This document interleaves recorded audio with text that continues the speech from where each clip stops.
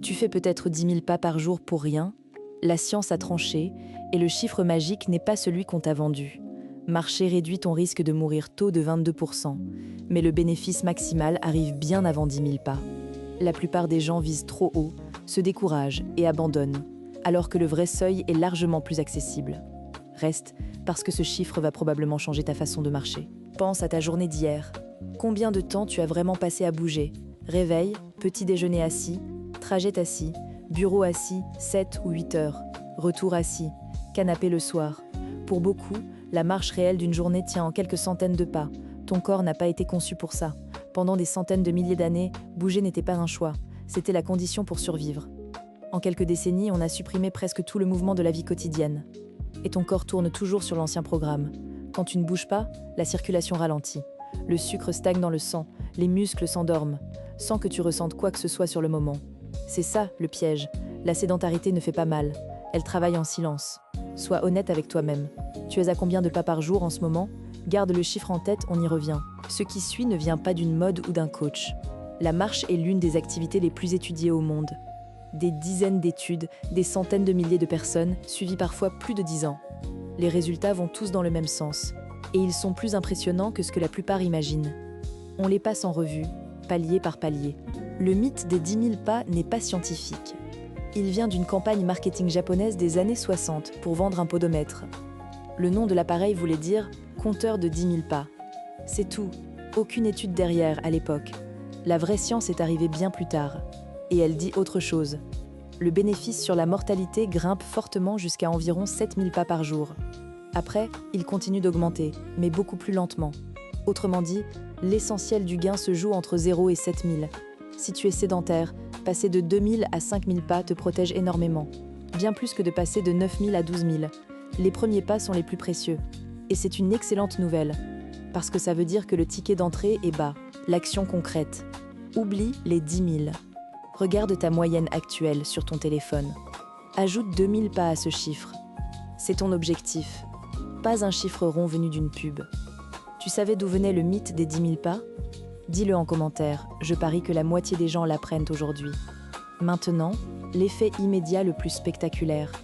Et il se passe juste après tes repas.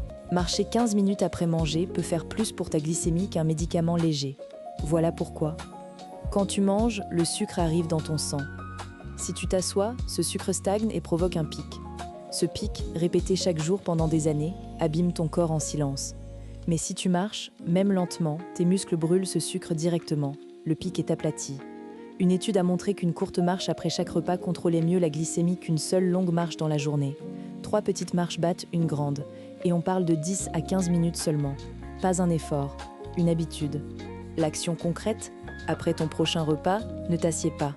Marche 10 minutes, même autour du pâté de maison. Ton corps traitera ce repas complètement différemment. C'est l'habitude au meilleur rapport effort-résultat qui existe. Teste ça cette semaine et reviens me dire si tu sens la différence sur ton énergie d'après-repas.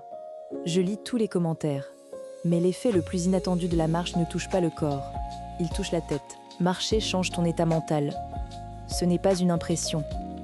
Pendant la marche, ton cerveau reçoit plus d'oxygène et de sang. Il libère des substances qui améliorent l'humeur. C'est pour ça qu'on a souvent les meilleures idées en marchant. Et qu'une promenade peut désamorcer une journée pourrie. Des études ont comparé la marche régulière à d'autres approches contre l'anxiété légère. Elle tient remarquablement bien la comparaison. Surtout dehors, près d'arbres ou dans un parc. Le cerveau associe ces lieux au calme. L'action concrète, la prochaine fois que tu es bloqué ou tendu, ne reste pas assis. Sors marcher 10 minutes, sans téléphone, laisse ton esprit vagabonder. Tu reviendras souvent avec la tête plus claire et parfois avec la solution à ce qui te bloquait. Tag la personne avec qui tu irais bien marcher pour décompresser. Parfois, le meilleur soin, c'est une marche à deux. Ta vitesse de marche prédit combien de temps tu vas vivre. Ça paraît fou, mais c'est l'un des constats les plus solides de la recherche sur le vieillissement. À 70 ans, une personne qui marche d'un bon pas a statistiquement plus d'années devant elle qu'une personne du même âge qui marche lentement. Pourquoi ? Parce que marcher vite demande un cœur solide, de bons poumons, des jambes fortes et un bon équilibre. C'est un résumé vivant de ta santé globale. Et la bonne nouvelle, c'est que ça se travaille. Chaque marche aujourd'hui construit le corps que tu auras dans 20 ans. Marcher, ce n'est pas juste être en bonne santé, c'est la fabriquer, l'action concrète. Ajoute du relief à tes marches. Une côte, un escalier au lieu de l'ascenseur. Ce petit effort en plus renforce le cœur et les jambes bien plus que la marche à plat. Et c'est exactement ce qui protège ton autonomie sur le long terme. Reste le point le plus important. Comment faire pour que ça tienne vraiment dans le temps? Le problème n'est jamais de savoir que la marche est bonne. Tout le monde le sait. Le problème, c'est de le faire tous les jours pendant des années. La science de l'habitude est claire là-dessus. Première stratégie, accroche la marche à un moment qui existe déjà, après le déjeuner, après le café du matin, pendant un appel. Tu n'ajoutes pas un créneau, tu greffes la marche sur ta routine. Deuxième stratégie, baisse la barre au maximum. Ne vise pas 1 heure, vise 10 minutes. Une fois dehors, tu marcheras souvent plus. Mais l'engagement de départ doit être minuscule pour ne jamais te faire peur. Troisième stratégie, rends-la agréable. Un podcast, de la musique, un bel itinéraire. Si la marche devient un moment que tu attends, tu n'as plus jamais à te forcer. L'objectif n'est pas de marcher beaucoup une semaine, c'est de marcher un peu, longtemps. On a commencé en disant que tu faisais peut-être 10 000 pas pour rien. Maintenant, tu connais le vrai chiffre, 7 000 pour l'essentiel du bénéfice. Et même bien moins si tu pars de zéro. Tu sais aussi ce que la marche fait vraiment. Elle aplatit tes pics de sucre, elle renforce ton cœur, elle éclaircit ton esprit et elle protège ton autonomie pour les décennies à venir. Le tout sans abonnement, sans matériel, sans compétences, juste un pied devant l'autre.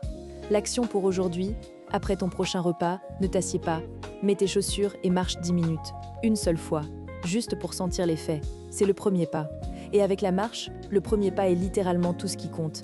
Si tu t'engages à faire ta marche après repas cette semaine, écris « J'y vais » en commentaire. On se motive ensemble. Si tu as appris quelque chose dans cette vidéo, alors n'hésite pas à t'abonner, liker, commenter, partager.